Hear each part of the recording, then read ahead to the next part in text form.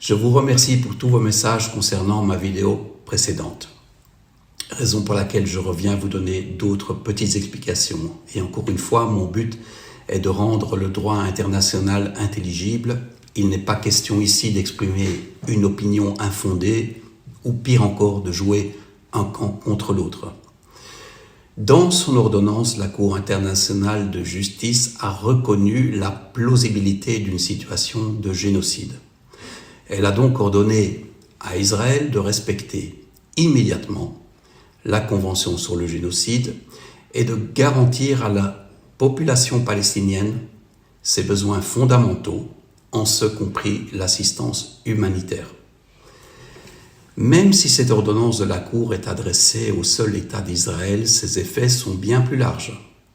Tout d'abord, elle pourrait conduire à l'extension de la procédure contre d'autres États ayant ratifié la Convention sur le génocide.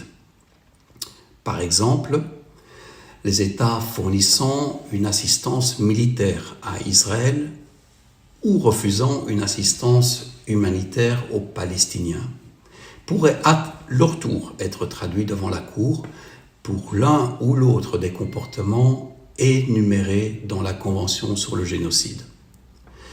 De nombreux pays occidentaux appliquent également des politiques qui pourraient être considérées comme visant à déshumaniser les Palestiniens ou à les exclure du débat public, ce qui pourrait traduire une complicité dans l'incitation au génocide.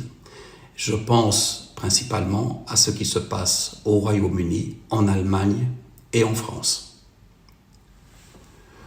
Un deuxième effet de la décision de la Cour est que les individus et les organisations responsables de ces actes, qui ne peuvent plus ignorer le risque de génocide relevé par la Cour de justice, pourraient être traduits devant la Cour pénale internationale ou même devant des tribunaux nationaux en vertu du principe de compétence universelle.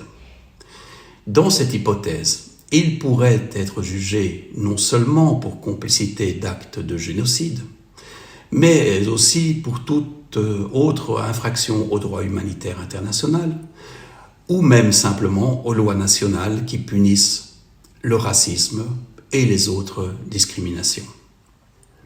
Je vous donne quelques exemples.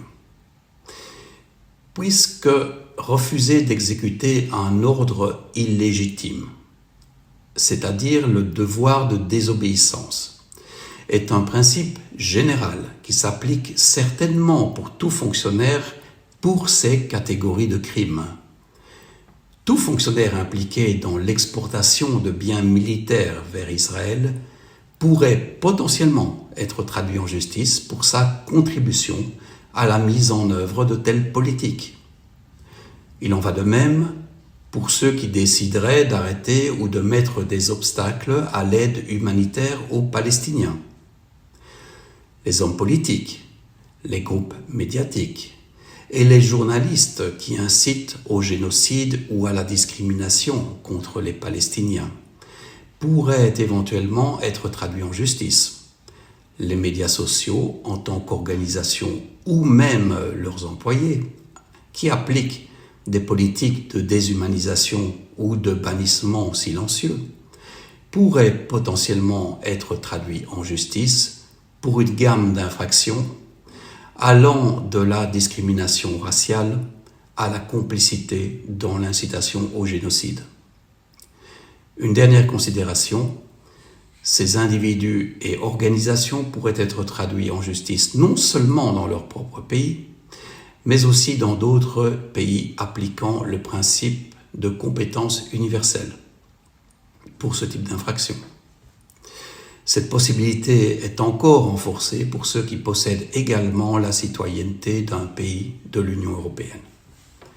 Voilà, j'espère que ces explications supplémentaires auront été claires et je vous remercie encore pour votre attention. Merci.